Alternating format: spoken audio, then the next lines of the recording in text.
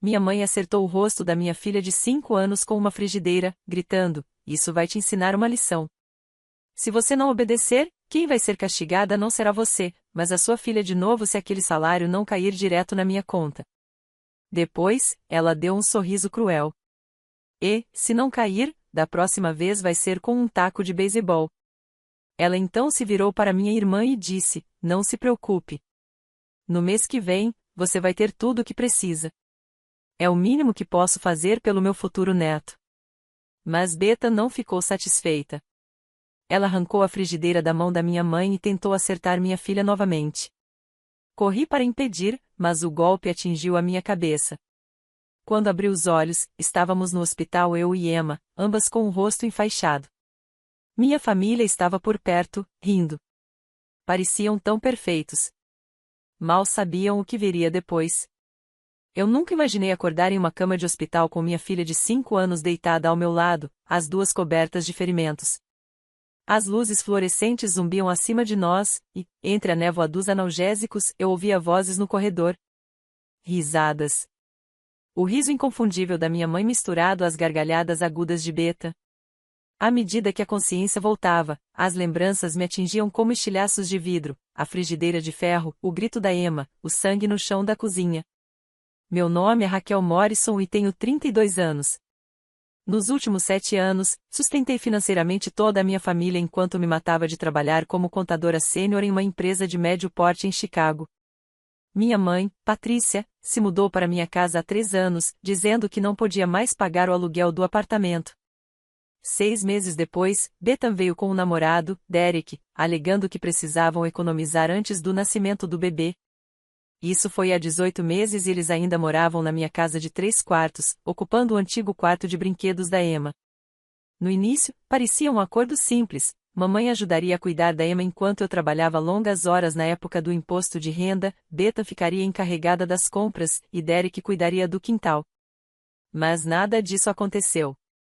Em vez disso, eu trabalhava 60 horas por semana, voltava para casa para cozinhar para 5 adultos e uma criança, limpava tudo e via minhas economias desaparecerem para cobrir as despesas de todos enquanto ninguém contribuía com nada. 3 meses atrás, minha mãe deixou suas intenções bem claras: queria acesso direto à minha conta bancária. Quando recusei, ela ameaçou chamar o conselho tutelar e me denunciar como uma mãe negligente.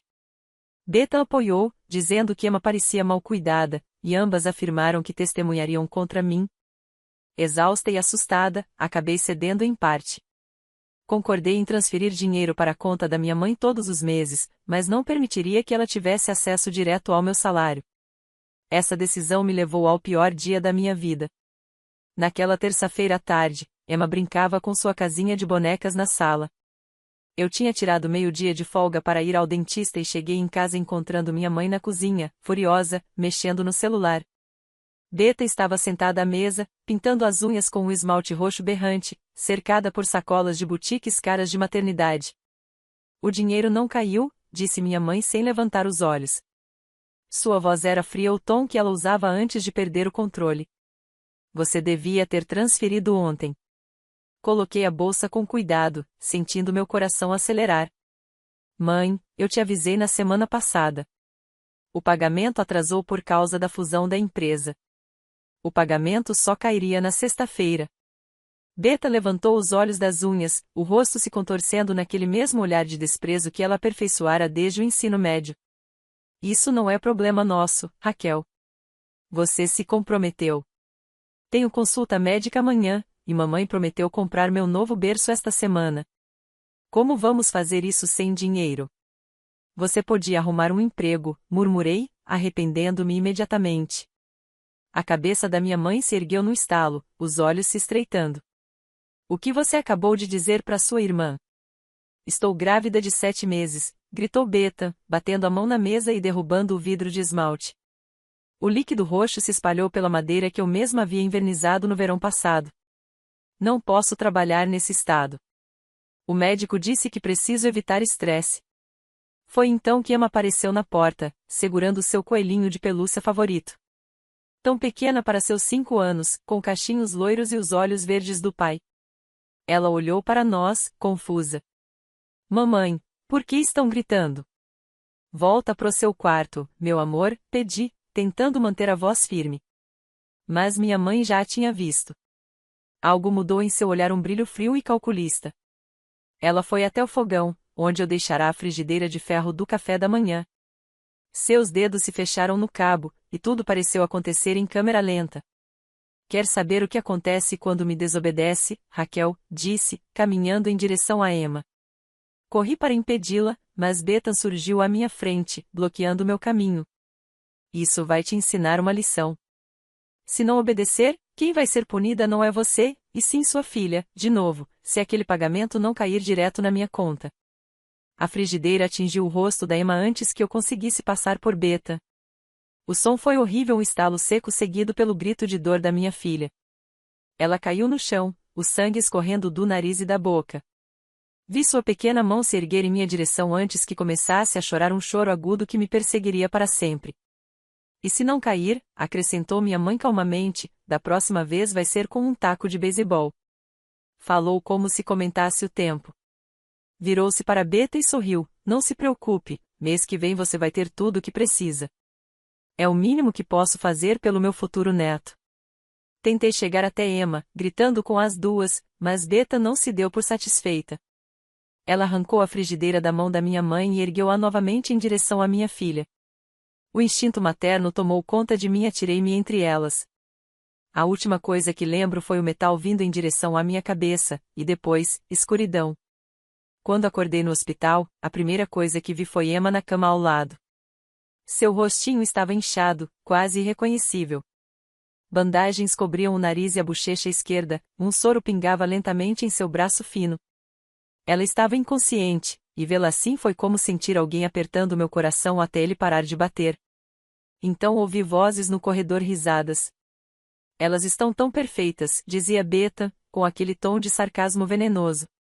Devíamos tirar uma foto pro Facebook. Não seja cruel, querida, respondeu minha mãe, mas também rindo. Raquel vai acordar logo. Ela precisa entender a gravidade disso. É o que acontece quando ela não coloca a família em primeiro lugar. Uma enfermeira havia chamado a polícia antes que elas inventassem alguma desculpa. Nossa vizinha, a senhora Shane, ouvirá os gritos da Emma e meus pedidos de socorro. Ela ligou para o 911 e contou exatamente o que viu pela janela da cozinha. Minha mãe e Bethan foram presas ainda no hospital, antes que pudessem sair. As 3 semanas seguintes foram um borrão de depoimentos, ordens de restrição e consultas médicas. Emma precisou de cirurgia para reparar o osso da bochecha e o nariz quebrado. O médico disse que ela provavelmente ficaria com cicatrizes por dentro e por fora. Eu tive uma concussão grave e precisei de 12 pontos na cabeça, no lugar onde a frigideira me atingiu. O conselho tutelar chegou a investigar, mas o testemunho da senhora Shane, junto com os relatórios médicos e policiais, deixou claro quem representava o verdadeiro perigo. Minha mãe e Bethan foram acusadas de agressão agravada, abuso infantil e de colocar em risco o bem-estar de uma menor. Derek, que estava na casa de um amigo durante o ataque, foi expulso da minha casa, mas não enfrentou acusações. A audiência preliminar foi marcada para dali a 2 meses, e meu advogado estava confiante de que elas seriam condenadas. Mas eu queria mais do que justiça nos tribunais. Eu queria que elas sentissem a devastação que causaram a mim e à minha filha. Comecei pelos registros financeiros. Anos sendo a contadora da família significavam que eu tinha acesso a todos os documentos, cada recibo, cada transação. O que descobri foi pior do que eu imaginava. Minha mãe vinha falsificando minha assinatura em solicitações de cartões de crédito havia 2 anos. Ela abriu 7 cartões em meu nome e estourou o limite de todos, acumulando mais de $40.000 em dívidas das quais eu nunca soube. Bethan usava minha identidade para se inscrever em programas de assistência do governo enquanto me declarava como dependente em seus impostos. Mesmo sem ter renda própria, ela vivia às minhas custas. Reuni tudo de forma meticulosa, extratos bancários mostrando os mais de $38.000 que fui coagida a transferir só no último ano, mensagens de texto nas quais minha mãe ameaçava diretamente a segurança da Emma se eu não obedecesse, imagens da campainha com câmera mostrando Bethan e Derek chegando em casa com compras caras enquanto diziam estar sem dinheiro, e registros médicos documentando acidentes anteriores da Emma, ferimentos que eu, manipulada e com medo, nunca tive coragem de denunciar. Só as acusações de roubo de identidade poderiam acrescentar de 5 a 7 anos às penas delas. As fraudes agravariam ainda mais as sentenças. As provas do abuso financeiro de longo prazo fortaleceriam o caso de agressão significativamente. Entreguei tudo ao promotor em uma pasta de 300 páginas, com divisórias coloridas. Isso é uma das documentações mais completas que já vi, disse meu advogado, folheando as páginas. Sua mãe e sua irmã estão enfrentando tempo sério de prisão. Mas eu ainda não tinha terminado. Entrei em contato com cada parente que algum dia me chamou de ingrata ou difícil. A tia Marie, que parou de me convidar para o Natal 5 anos atrás, quando recusei emprestar $10.000. O tio Robert, que me chamou de egoísta por não ter deixado minha mãe morar comigo antes. Minha avó, que dizia que eu não era grata o suficiente por reclamar de sustentar todo mundo. Enviei a cada um deles um e-mail detalhado, com fotos das feridas da Emma, cópias dos boletins de ocorrência e um resumo do que realmente havia acontecido. As respostas foram imediatas e cheias de choque. Tia Marie me ligou chorando, pedindo desculpas por ter acreditado nas mentiras da minha mãe. Tio Robert confessou que minha mãe havia lhe pedido mais de $15.000, alegando que eu a tinha abandonado. Minha avó ficou tão abalada que precisou ser internada por causa da pressão alta. Todos eles também haviam sido manipulados apenas de maneiras diferentes. Também entrei em contato com Derek, o namorado de Beta. Ele estava morando com os pais depois de ser expulso da minha casa, e eu suspeitava que não fazia ideia da extensão de tudo. Convidei-o para um café e levei cópias dos documentos. Derek, você sabia que Beta está recebendo benefícios do governo, fingindo ser mãe solteira vivendo na pobreza? Deslizei os papéis pela mesa. Ou que ela tem usado minha identidade para pedir auxílio moradia. Você é o pai do bebê dela. Quando isso vier à tona, eles vão atrás de você também por fraude. O rosto dele empalideceu conforme lia os documentos. Ela me disse que você deixava a gente morar de graça porque queria ajudar com o bebê. Disse que foi ideia sua ela pedir assistência para economizar pro pós-parto. Derek, eu estava sendo chantageada e ameaçada. Minha filha faz terapia 3 vezes por semana por causa do que elas fizeram com ela. Ela tem pesadelos todas as noites. Se encolhe quando alguém levanta a voz. Ela tem 5 anos e tem medo da própria avó. Ele saiu do café em choque. 2 dias depois, o advogado dele entrou em contato com o promotor. Derek concordou em testemunhar contra Beta em troca de imunidade. Confirmou que Beta se gabava de me esgotar financeiramente e que minha mãe a orientava sobre como me manipular usando Emma como arma emocional.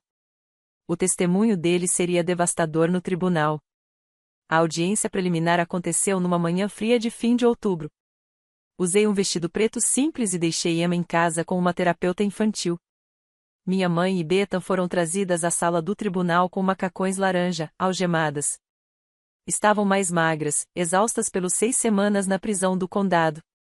A barriga de Beta já era visível, e por um instante senti um lampejo de piedade. Mas então lembrei do rosto ensanguentado de Emma e a compaixão desapareceu. O promotor apresentou as provas de forma metódica. As acusações de agressão eram claras: testemunhas, prontuários médicos, fotos das lesões da Emma que fizeram várias pessoas na sala prenderem a respiração. Depois vieram os crimes financeiros, as falsificações de assinatura, os desvios forçados de dinheiro, o uso indevido dos meus dados pessoais, o total de dezenas de milhares de dólares em fraudes e chantagens. O advogado da minha mãe tentou argumentar que a agressão havia sido um incidente isolado e exagerado pela acusação, dizendo que Patrícia era apenas uma avó que disciplinara a neta com rigor excessivo em um momento de estresse. O promotor respondeu apresentando o testemunho da senhora Shen, que relatou ter ouvido gritos vindos da minha casa várias vezes ao longo do último ano, além dos registros médicos da Emma mostrando 3 ferimentos acidentais anteriores e mensagens de texto nas quais minha mãe ameaçava machucar minha filha caso eu não transferisse dinheiro. O advogado de Beta tentou retratá-la como uma mulher grávida e vulnerável, vítima das manipulações da própria mãe. Mas então Derek foi chamado ao banco das testemunhas e, com calma, explicou como Beta havia orquestrado grande parte da manipulação financeira, sugerido usar Emma como forma de chantagem e participado ativamente do plano de agressão, tudo como uma lição para me punir por desobedecer. O juiz negou fiança para ambas. A data do julgamento foi marcada para dali a 3 meses, e os advogados das duas saíram da sala com expressões sombrias.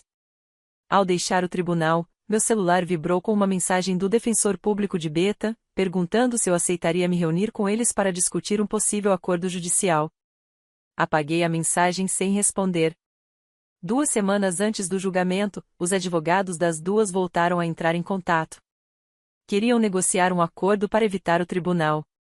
O promotor me ligou para discutir as opções. Se declarassem culpadas de todas as acusações, minha mãe pegaria entre 12 e 15 anos de prisão, e Beta, entre 8 e 10. Se fôssemos a julgamento e vencêssemos, elas poderiam pegar até 25 anos cada.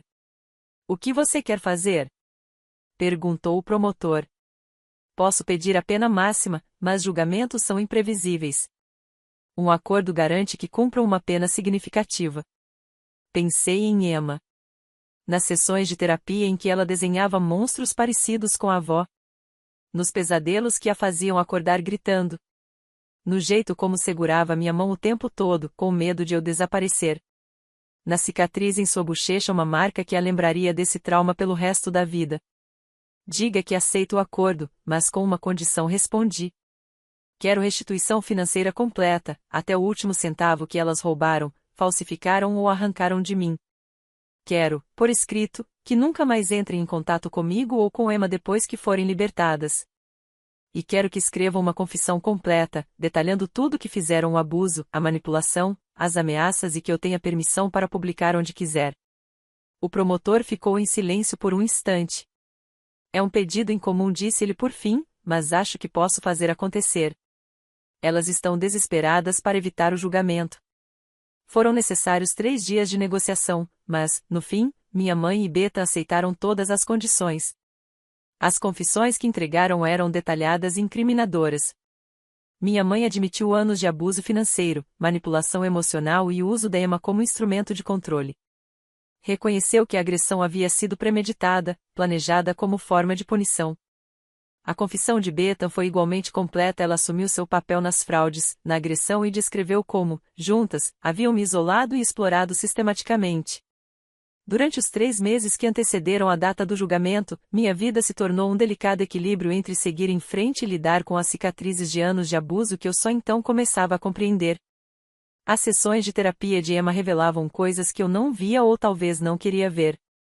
A terapeuta, doutora Sarah Shen, me guiava com paciência ao longo do processo de perceber que o abuso não havia começado com a frigideira de ferro. Ele vinha acontecendo há anos, de forma lenta e insidiosa, até que eu perdesse completamente a noção do que era uma relação familiar saudável. Raquel, quando foi a última vez que você disse não à sua mãe sem sentir culpa? Perguntou a doutora Shen em uma das sessões conjuntas. Sentei ali, com Emma colorindo em silêncio ao meu lado, e percebi que não conseguia lembrar de uma única vez. Mesmo em criança, eu sempre fora a filha boa. Aquela que ajudou a pagar as contas quando meu pai foi embora. Aquela que fazia bicos no ensino médio para ajudar nas despesas da casa, enquanto Beta comprava roupa nova e ia a festas. O padrão fora estabelecido décadas atrás, e eu estava tão imersa nele que não via as grades da gaiola. Meus extratos bancários contavam uma história que eu vinha evitando.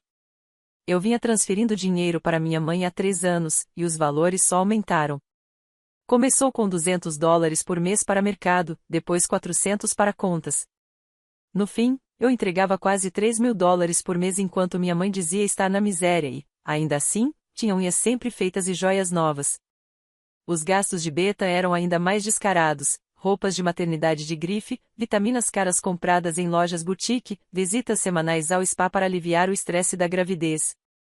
Eu ganhava $85.000 por ano, um salário respeitável para Chicago, e vivia como se ganhasse 30 mil. Minha conta de aposentadoria estava vazia, havia sacado tudo 18 meses antes para pagar o que minha mãe chamou de emergência e que, na verdade, virou férias na Flórida com o grupo da igreja. Meu fundo de emergência sumiu. Estava a 2 meses da execução hipotecária porque não conseguia arcar com a hipoteca enquanto sustentava 5 pessoas com uma única renda. A especialista em recuperação financeira indicada pelo promotor ficou horrorizada. Senhora Morrison, você é vítima de abuso econômico severo. O que sua família fez com você é crime além da agressão. Eles destruíram sistematicamente sua estabilidade financeira e sua independência. trabalhando com ela, descobri dívidas que eu ignorava. Um empréstimo de carro em meu nome para o veículo que Derek, o namorado de Beta, dirigia, um cartão de loja estourado com compras que eu nunca fizera, um empréstimo predatório feito usando meus dados que foi para a cobrança. O prejuízo total ultrapassava $90.000, sem contar as transferências que eu havia feito sob coação. Mas, além do dinheiro, o que mais me atingiu foi a manipulação emocional que suportei. Achei mensagens antigas que havia esquecido e, ao relê-las com novos olhos, finalmente enxerguei o gaslighting e as ameaças. Mensagens da minha mãe: se você realmente amasse a família, ajudaria mais. A Emma precisa aprender sobre sacrifício. A pressão arterial da sua mãe está perigosamente alta por sua causa. Se algo acontecer com ela, vai ser culpa sua. Eu internalizei cada palavra. Passei a acreditar que era egoísta, que não fazia o suficiente, que a boa filha e irmã deveria ceder mais. A culpa me esmagava e me mantinha submissa mesmo enquanto o cansaço e o estresse destruíam minha saúde. Desenvolvi úlcera, enxaquecas crônicas e insônia.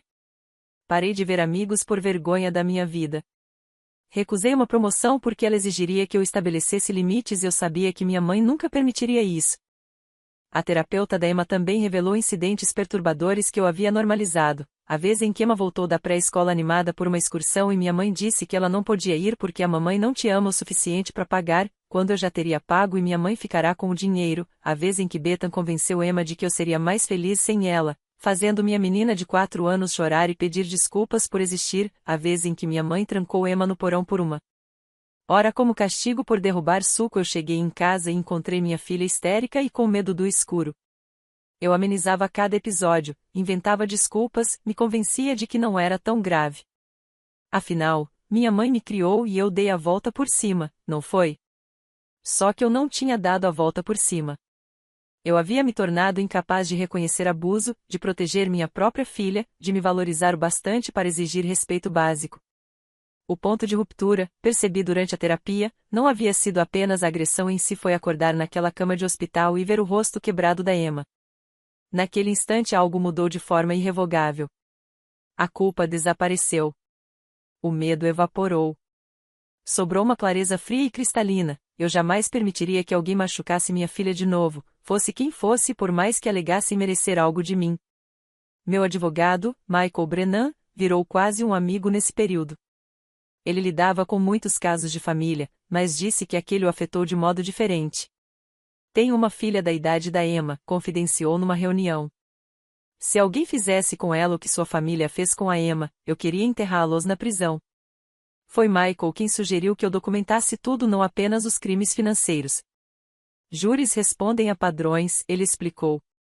Uma agressão isolada pode parecer um momento de perda de controle, mas anos de abuso sistemático mostram intenção, revelam quem essas pessoas realmente são. Então, eu reuni tudo.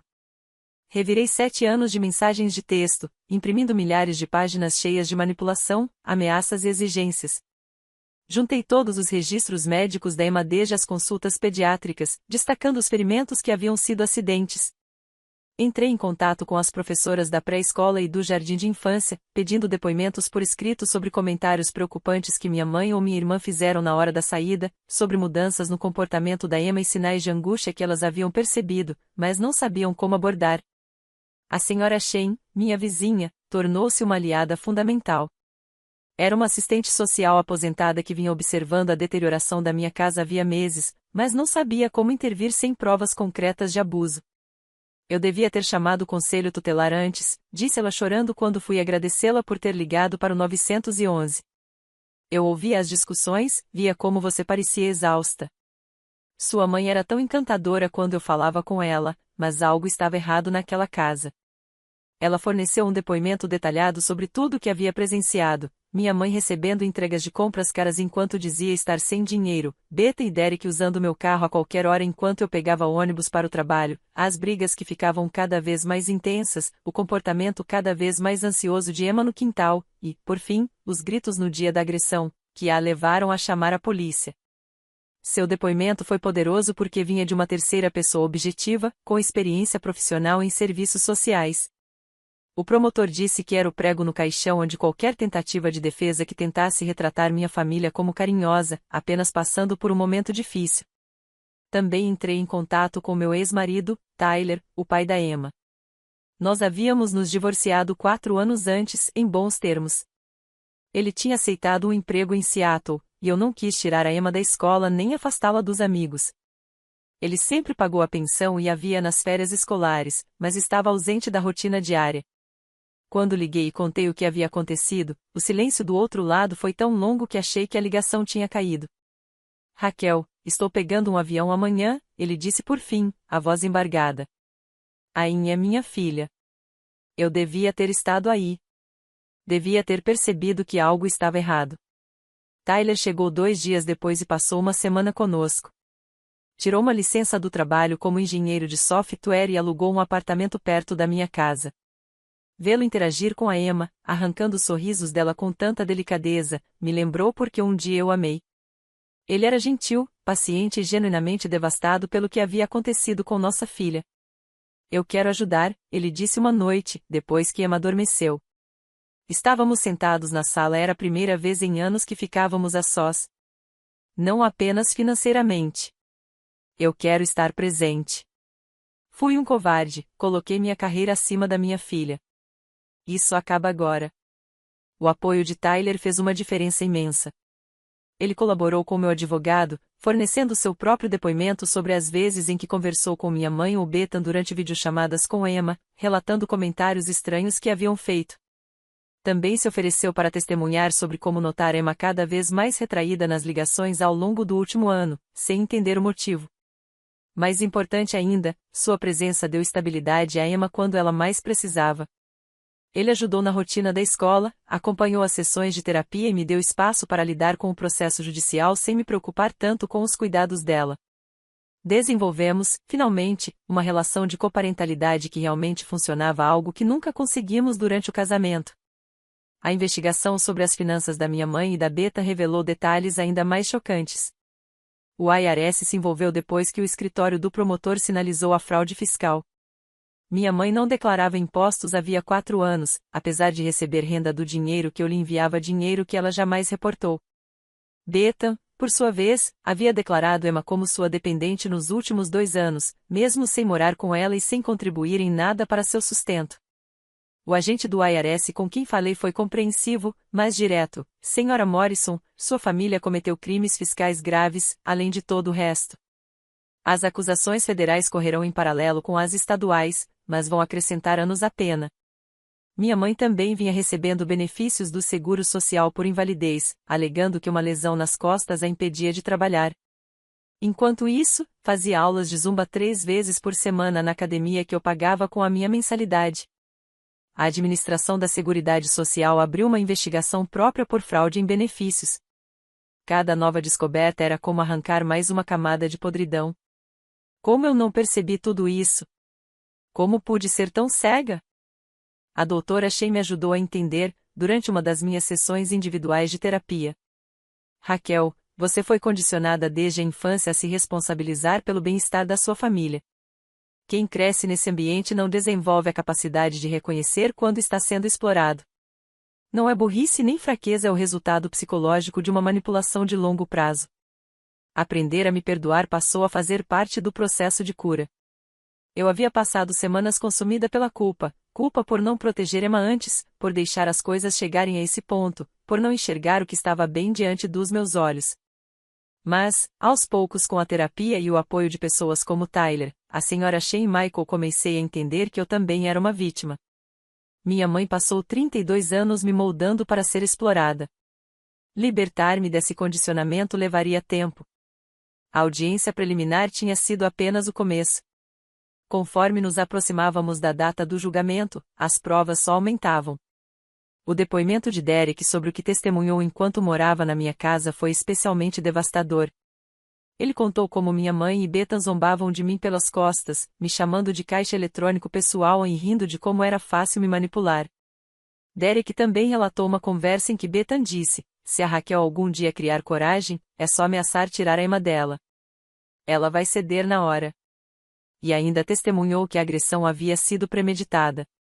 Na noite anterior, ouviu minha mãe e Bethan discutindo como me dar uma lição por causa do atraso no pagamento. Minha mãe chegou a dizer: ela precisa entender que a segurança da filha depende da obediência dela.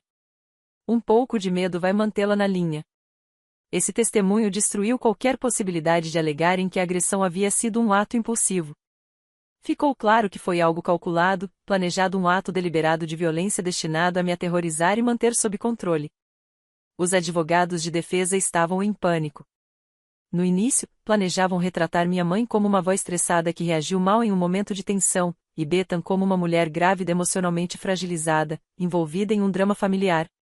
Mas a montanha de provas, registros financeiros, testemunhos, ameaças documentadas, indícios claros de premeditação tornou essa narrativa insustentável. 3 semanas antes do julgamento, ambas as equipes de defesa procuraram o promotor para negociar um acordo judicial. Elas sabiam que perderiam o caso e que as penas seriam ainda mais severas se um júri ouvisse toda a extensão do que haviam feito. No dia da audiência do acordo, sentei-me na primeira fila do tribunal, com a terapeuta da Emma ao meu lado. Minha mãe e Bethan foram trazidas separadamente. Quando minha mãe me viu, tentou falar, mas seu advogado a silenciou rapidamente. Bethan manteve os olhos fixos no chão, uma mão pousada sobre a barriga grávida, como se buscasse ali o pouco de proteção que ainda lhe restava. O juiz leu as acusações uma por uma: agressão agravada com arma letal, abuso infantil resultando em ferimentos graves, roubo de identidade, fraude em benefícios públicos, falsificação, exploração financeira de um membro da família. A lista parecia interminável. Como a senhora se declara diante dessas acusações? Perguntou o juiz à minha mãe. Culpada, meritíssimo, respondeu ela, com a voz falhando na segunda palavra. E a senhorita Morrison? O juiz se voltou para Bethan. Culpada, meritíssimo. O juiz proferiu a sentença imediatamente, conforme o acordo judicial. Minha mãe recebeu 14 anos de prisão, com possibilidade de liberdade condicional após 12. Bethan recebeu 9 anos, com possibilidade após 7. Ambas foram obrigadas a pagar restituição integral $90.000 cobrindo o dinheiro roubado, as dívidas forjadas e os custos contínuos da terapia e do tratamento médico de Emma. Também lhes foi imposto que não tivessem mais nenhum contato comigo ou com Emma pelo resto da vida, mesmo após a libertação. Enquanto os oficiais as conduziam para fora, minha mãe finalmente olhou para mim. Seu rosto parecia vazio, envelhecido em uma década nos últimos meses. Ela abriu a boca como se fosse falar, mas eu balancei a cabeça. Não havia nada que ela pudesse dizer que eu quisesse ouvir. Bethan chorava em silêncio, as mãos apoiadas sobre a barriga. Por um instante, pensei no bebê que ela daria à luz na prisão, uma criança que começaria a vida com a mãe atrás das grades. Mas não consegui me permitir sentir compaixão. Ela não tivera piedade de Emma. Havia tentado machucar minha filha uma segunda vez, mesmo depois de presenciar a primeira agressão. O que acontecesse com o bebê seria consequência de suas próprias escolhas. Nas semanas que se seguiram, minha vida começou, pouco a pouco, a se reconstruir. Publiquei ambas as confissões em um blog privado e compartilhei com parentes mais distantes, garantindo que todos soubessem a verdade. O apoio e a solidariedade foram imensos. Minha tia Marie organizou uma vaquinha que arrecadou $10.000 para cobrir a terapia e os custos médicos de Emma. Meu tio Robert entregou pessoalmente um cheque para trocar todas as fechaduras e instalar um sistema de segurança completo em casa. Minha avó me enviou uma carta que guardo até hoje na gaveta do criado mudo. Com a letra trêmula, ela pedia perdão por ter acreditado nas mentiras de Patrícia, por não perceber os sinais de abuso e por não proteger a própria bisneta. Disse que havia retirado minha mãe e Bethan do testamento e criado um fundo fiduciário para a educação e o futuro de Emma. O gesto significou mais do que o dinheiro. No trabalho, pedi transferência para outro departamento, com horários mais regulares e menos viagens. Meu chefe, que já notava meu cansaço e queda de rendimento, aprovou o pedido na hora junto com um aumento. Pela primeira vez em anos, eu podia sair às 5 da tarde e passar as noites com Emma, sem culpa nem exaustão. A recuperação de Emma foi mais lenta. As cicatrizes físicas desapareceriam com o tempo, talvez com cirurgia plástica no futuro, mas os danos emocionais eram profundos. A terapeuta dizia que ela estava progredindo, mas ainda havia noites em que eu acordava com seus gritos de pesadelo. Criamos uma nova rotina: todas as noites, antes de dormir, trancávamos juntas todas as portas, e eu a lembrava de que estávamos seguras. Só nós duas. Ninguém poderia nos machucar de novo. 3 meses após a sentença, recebi uma carta encaminhada pelo escritório do promotor. Era de Beta. Ela havia dado à luz uma menina na prisão, 2 semanas depois do julgamento, e renunciado aos direitos parentais. Dererick ficará com a guarda da bebê e se mudará com os pais para o Arizona. Na carta, Beta tentava se desculpar, dizendo que fora manipulada pela nossa mãe a vida inteira, que agora percebia o quão errado tudo fora, que estava em terapia e queria mudar. Li a carta uma vez e a coloquei no triturador. Algumas pontes, uma vez queimadas, nunca devem ser reconstruídas. Minha mãe nunca escreveu. Soube, pela minha avó, que Patrícia passava os dias na prisão afirmando que não fizera nada de errado, que eu havia exagerado, que ela era a verdadeira vítima. Pediu liberdade condicional 3 vezes e foi negada em todas. O conselho citou sua falta de arrependimento e a gravidade do crime contra uma criança. Provavelmente cumprirá a pena integral. Emma completou 6 anos em dezembro, e fizemos uma pequena festa em um parque de camas elásticas com suas 3 melhores amigas da escola. Ver seu sorriso genuíno, apesar da cicatriz discreta no rosto, foi como presenciar um milagre. Ela estava aprendendo a ser criança novamente, libertando-se aos poucos do medo e da ansiedade que carregava nos ombros frágeis. Naquela noite, depois que todos foram embora e Emma adormeceu no quarto que antes era meu escritório onde agora se sentia mais segura, sentei-me na sala e, pela primeira vez em muito tempo, deixei-me chorar. Não de tristeza, mas de alívio. De libertação. Não eram lágrimas de tristeza, mas de alívio. De soltura. Do cansaço esmagador que vem depois de sobreviver a algo que você nunca imaginou suportar. Meu celular vibrou com uma mensagem do meu advogado. Os pagamentos de restituição haviam começado a entrar pelo Programa Estadual de Compensação às Vítimas de Crimes. O primeiro cheque foi de $15.000, proveniente do dinheiro que minha mãe e Bethan tinham nas contas da cantina da prisão e dos ganhos futuros em programas de trabalho penitenciário. Não cobriria tudo o que deviam, mas era um começo. Mais importante, era o reconhecimento de que o que fizeram conosco importava, que o Estado reconhecia nosso sofrimento e tentava reparar, ainda que parcialmente, o dano. Olhei ao redor da minha casa, verdadeiramente minha agora, livre da presença e do veneno delas. Os desenhos da Emma pendiam nas paredes. Seus brinquedos espalhados pelo chão formavam um caos organizado. A mesa da sala de jantar estava livre da bagunça da Beta.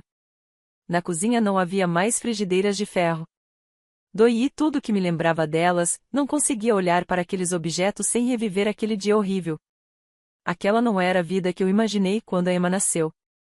Sonhei com almoços de domingo com a família extensa, com minha mãe sendo uma avó carinhosa, com minha irmã e eu mantendo a cumplicidade da infância. Em vez disso, aprendi a lição mais difícil que a vida pode ensinar. Às vezes quem compartilha seu sangue é quem mais te coloca em risco, e às vezes sobreviver exige cortá-los da sua vida por completo, por mais doloroso que seja. Mas Emma e eu estávamos a salvo agora. Estávamos nos curando. Construindo uma nova vida das cinzas da antiga e a cada dia ficava um pouco mais fácil que o anterior. Minha filha cresceria sabendo que eu a protegi, que a escolhi acima de todo mundo, que ela valia a luta. Só saber isso já fazia tudo valer a pena. Da última vez que vi o rosto da minha mãe no tribunal, ela me olhara com uma mistura de ódio e incredulidade, como se não conseguisse entender como a filha obediente e exausta dela havia encontrado forças para reagir. Como se nunca tivesse imaginado que suas ações teriam consequências. Como se realmente acreditasse que poderia machucar minha filha e eu simplesmente aceitar e continuar financiando a vida dela. Ela aprendeu o contrário.